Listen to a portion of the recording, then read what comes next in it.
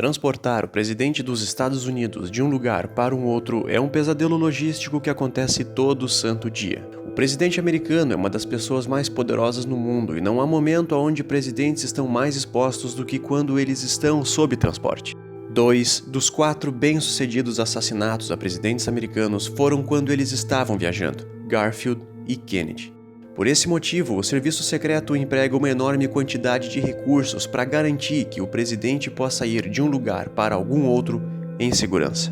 A escolta presidencial é talvez o método mais impressionante de deslocação. Inclui até 40 ou 50 veículos e mais ou menos umas 100 pessoas. Vamos dar uma olhada em algumas cenas de um comboio presidencial. Este é o carro principal, ou neste caso, uma moto.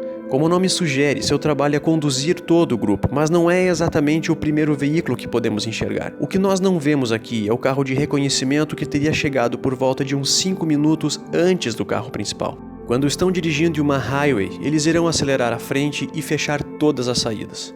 Então, nenhum carro poderá surgir nessa estrada, apesar de que eles terão de usar uma técnica diferente nas cidades. Quando estão dirigindo dentro de algum distrito onde outros motoristas estão acostumados com carreatas habituais em sua rotina diária, as motos são conduzidas geralmente num padrão em V, pressionando os carros para os lados a fim de liberar o caminho para o comboio. Isso leva à obstrução total da via por apenas 2 ou 3 minutos. Fora do distrito, condutores estão menos acostumados aos comboios, então as motos vão diretamente bloquear por completo as vias que se cruzam, criando assim um único caminho contínuo e limpo para o presidente. Toda a primeira fila dos comboios não é na verdade executada pelo serviço secreto. É feito pela polícia local de qualquer lugar em que o presidente esteja. Quanto menos carros do serviço secreto e necessidades individuais, melhor, já que ambos precisam viajar antecipadamente para onde o presidente vai estar, o que é, claro, incrivelmente caro. A próxima parte da escolta é conhecida como o pacote de segurança. É o núcleo essencial do comboio porque é o grupo de carros que diretamente protege o presidente. Em caso de ataque, esse grupo de carros pode se desmembrar do resto dos veículos e atuar como uma unidade independente.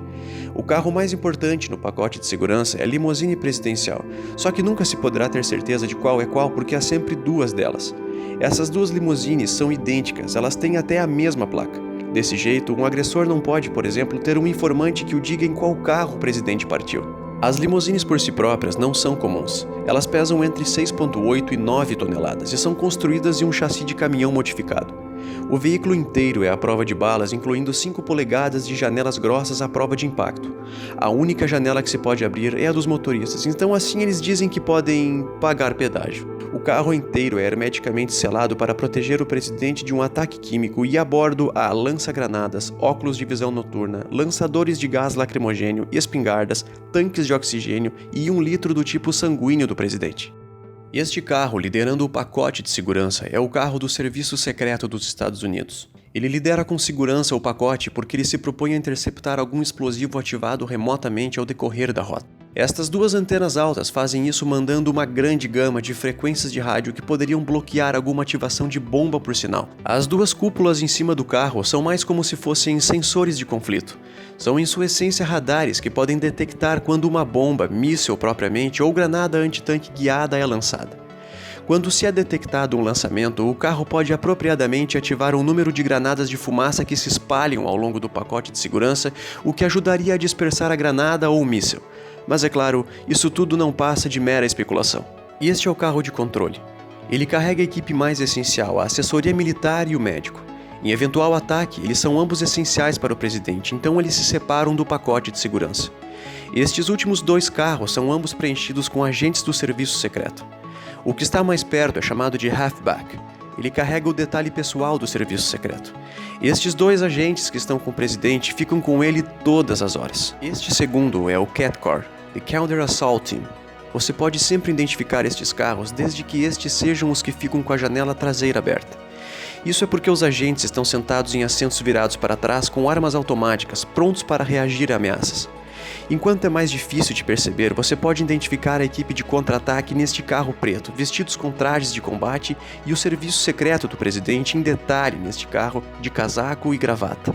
Em evento de um ataque, o serviço secreto é responsável pela proteção e evacuação do presidente, enquanto a equipe de contra-ataque deveria geralmente ficar e repelir aos agressores.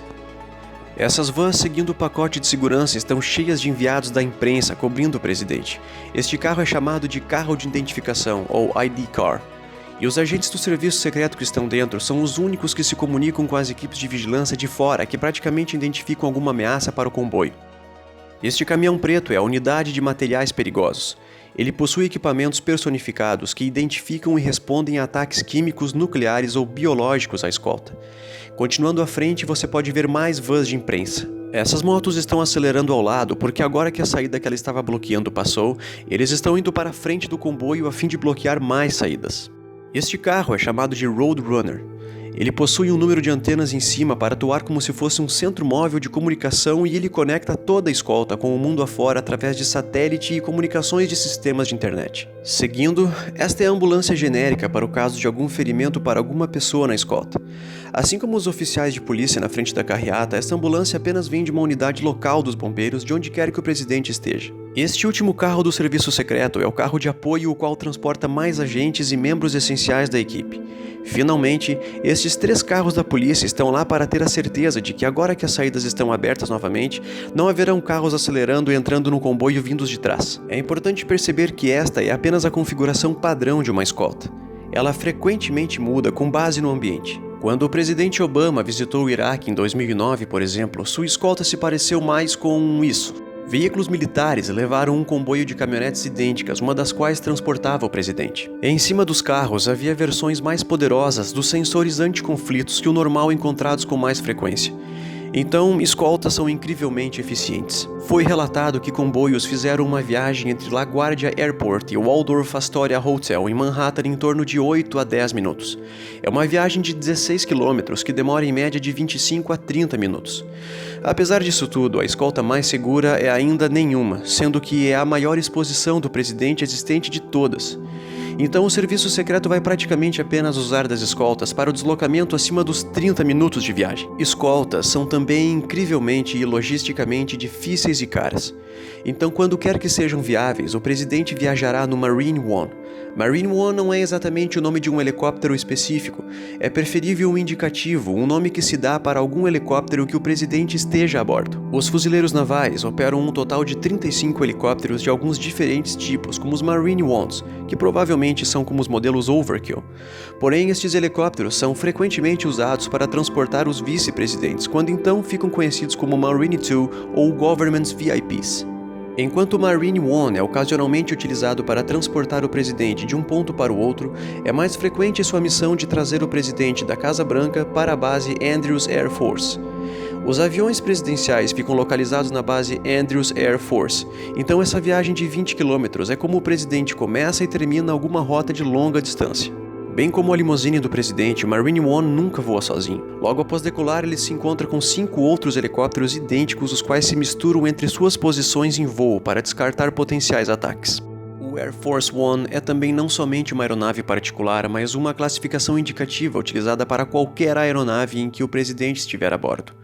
Tipicamente, a função é exercida por um de 2 Boeing 747 modificados. Para lhe dar uma noção de quanto eficiente é todo esse sistema de transporte, vamos analisar o tempo de uma viagem partindo da Casa Branca para a sede das Nações Unidas em Nova York. O voo de 20 km para a base aérea Andrews leva cerca de 8 minutos no Marine One, então, ao embarque, o presidente pisa a bordo do Air Force One. O presidente é sempre o último a pisar dentro da aeronave, então no mesmo momento em que ele entra, a porta se fecha e a aeronave começa a taxiar para decolar. Isso quer dizer que tem mais ou menos uns 5 minutos entre a aterrissagem e a decolagem entre o Marine One e o Air Force One.